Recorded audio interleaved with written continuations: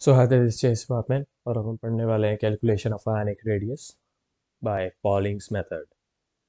चलिए देखते हैं इसमें है क्या। तो यहाँ पे लिखा है the radii calculated by Pauling are based on the observed internuclear distance in four crystals namely NaF, KCl, RBBr, CSI. अब the set of radii calculated by this method is given in the table below. अब ये हमारे पास table है। इस table में हमें दिए गए हैं Pauling set of ionic radii, मतलब जो हमने आयनिक रेडियस कैलकुलेट करे हैं बाय पॉलिंग्स मेथड। तो इसमें जैसे Li प्लस का है 60 पिकोमीटर, Na प्लस का है 95, K प्लस का है 133, Cs का है 169, उसी तरह Cl का है 181 और F माइनस का है 136। तो अब ये आयनिक रेडियाई में हमें एक चीज़ दिमाग में रखनी है, वो क्या है, मतलब एक बेसिक नॉलेज है उसकी। तो यहाँ पे आप देख सकते हैं जो हमारा एटॉमिक रेडियस है पोटेशियम का, वो होता है 196 पिकोमीटर का। जबकि जो आयनिक रेडियस है, अब यहाँ पे नोट करिए कि जो एटॉमिक रेडियस और आयनिक रेडियस में थोड़ा डिफरेंस है। जो एटॉमिक रेडियस जब हमने देखा पोटेशियम का तो वो था 196 पिकोमीटर, और जब हमने आयनिक रेडियस देखा पोटेशियम का तो वो था 133 पिकोमीटर। अब ऐसा क्यों हुआ? क्योंकि एक इलेक्ट्रॉन लूज हो गया, उसके कारण जो रेडियस था वो भी कम हो गया, क्योंकि एक इलेक्ट्रॉन निकल गया। उसके कारण जो हमारा जो ये हमारा जो आयन था वो और छोटा हो गया, जो एटम था वो और छोटा हो गया। सिमिलरली सी ए के केस में जो एटॉमिक रेडियस था वो था पहले 174, और जैसे उसने दो इलेक्ट्रॉन लूज करे उसके बाद उसका इतना ज़्यादा घट गया कि उसका हो गया 99 पिकोमीटर। तो हमें ये बात ध्यान रखनी है कि एटॉमिक रेडियस और आयनिक रेडियस में ये डिफरेंस होता है। और यहाँ पे लिखा है sum of the factors which affect interionic distance in crystals are. अब जो अफेक्ट करते हैं इंटरआयनिक डिस्टेंस को एक क्रिस्टल में, वो फैक्टर क्या होते हैं? तो सबसे पहला फैक्टर होता है इलेक्ट्रॉन डिस्ट्रीब्यूशन ऑफ आयन्स की, मतलब उस आयन में जो इलेक्ट्रॉन्स हैं वो कैसे डिस्ट्रीब्यूटेड है। तो हमें ये चीज़ ध्यान में रखनी है कि जो इंटरआयनिक डिस्टेंस है क्रिस्टल में, उनको कौन से फैक्टर्स अफेक्ट करते हैं। Factors which affect interionic distance in crystals. दूसरा है चार्ज ऑन आयन, उन आयन के ऊपर चार्ज क्या है। तीसरा क्रिस्टल का स्ट्रक्चर क्या है। और चौथा जो कैटायन और एनायन का रेडियस रेशियो है वो क्या है। अब जो हमने ऊपर चार कंपाउंड्स लिए हैं, जो हमने पॉलिंग मेथड को डिस्कस करने से लिए, वो क्या थे? वो थे NaF, KCl, RBBr and CaCl। अब हमें हमने इनको क्यों लिया? क्योंकि जो ये कंपाउंड्स हैं उनमें ये जो सारे फैक्टर्स हैं, ये 1 2 3 4, जो फैक्टर्स हमने भी देखे वो सब कांस्टेंट रहते हैं। इसीलिए हम इनके बारे में पढ़ते हैं, मतलब ज़्यादा हमें प्रॉब्लम नहीं होती जानने में। In such situation, it was proposed appalling that radius of an ion is inversely proportional to effective nuclear charge, Z effective of the ion। अब जो हमारा रेडियस होगा आयन का, जो आयन का रेडियस है वो इन्वर्सली प्रोपोर्शनल होगा इफेक्टिव न्यूक्लियर चार्ज के जो उस आयन पे है। और जो Z इफेक्टिव होता है उसको हम ये लिखते हैं Z माइनस एस। यहाँ पे Z क्या है? Z होता है न्यूक्लियर चार्ज जो उस पे है, और S होता है स्क्रीनिंग कांस्टेंट। ये कांस्टेंट है। और इसको अगर हम इक्वल या इक्वेशन के टर्म में लिखेंगे रेडियस ऑफ आयन को,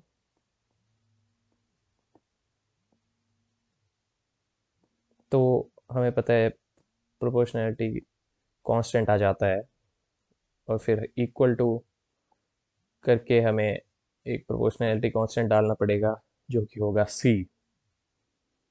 तो जैसे प्रोपोर्शनैलिटी का साइन हटा वैसे ही कांस्टेंट आया C। तो R आयन आया C अपॉन S, जहाँ पे C है हमारा प्रोपोर्शनैलिटी कांस्टेंट और Z है हमारा न्यूक्लियर चार्ज और S है एक स्क्रीनिंग कांस्टेंट। स्क्रीनिंग कांस्टेंट के बारे में हम आगे पढ़ेंगे, अभी ज़्यादा डिस्कस नहीं करेंगे इसके बारे में क्योंकि हमें ज़्यादा जानना नहीं है यहाँ पे। तो let's calculate radii of Na plus and F minus मतलब NaF का from the measured internuclear separation at NaF of 231 picometre. अब जो सोडियम और फ्लोराइड के आयन्स हैं वो होते हैं आइसो इलेक्ट्रॉनिक और उनकी सेम वैल्यू होती है स्क्रीनिंग कांस्टेंट की। जो S होता है वो होता है 4.5। तो जो इफेक्टिव न्यूक्लियर चार्ज होगा वो कैसे कैलकुलेट होगा?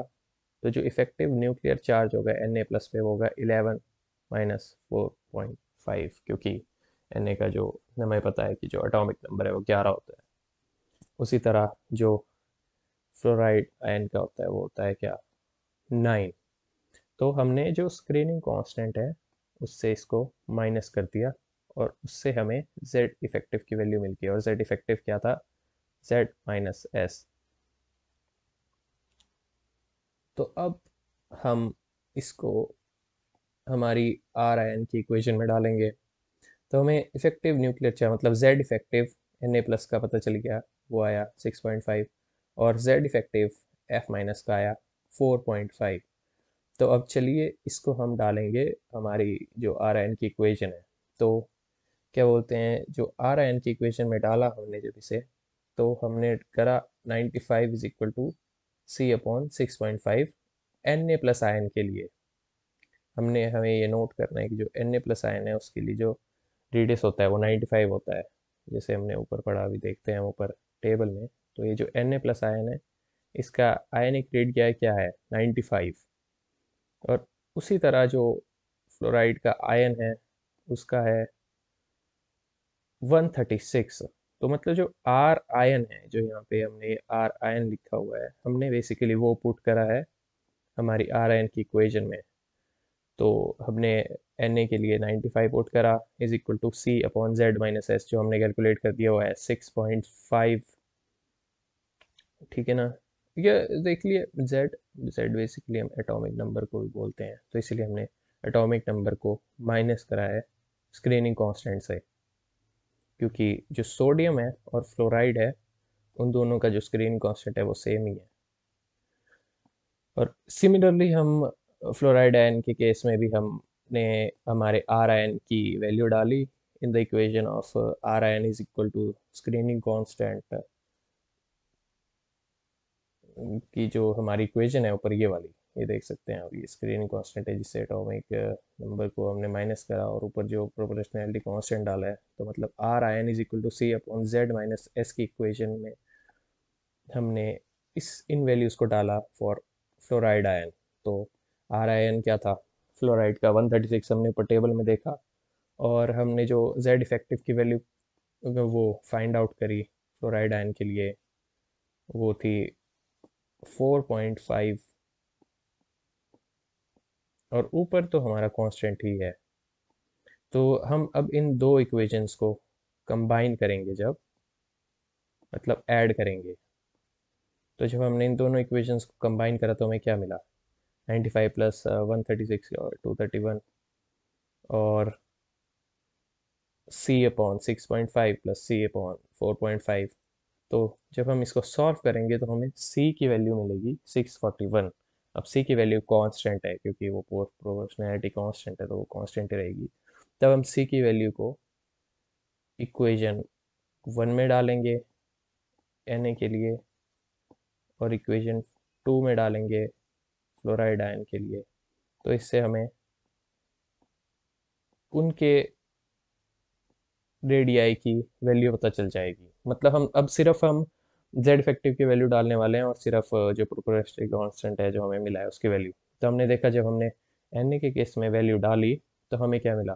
सी जो हमने कैलकुलेट कर लिया 641 अपॉन 6.5, जो हमने जेड इफेक्टिव निकाला तो वो है 95 पिकोमीटर।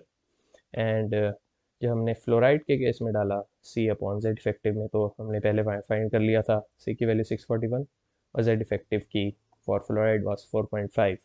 सो हमें रेडियाई मिला फ्लोराइड का 136। और अगर हम ऊपर पॉलिंग के जो टेबल है जो उन्होंने बताई थी, तो उसमें हमने देखा कि Na का है 95 और फ्लोराइड का है 136। सो बेसिकली ये था calculation of ionic radii with the help of Pauling method.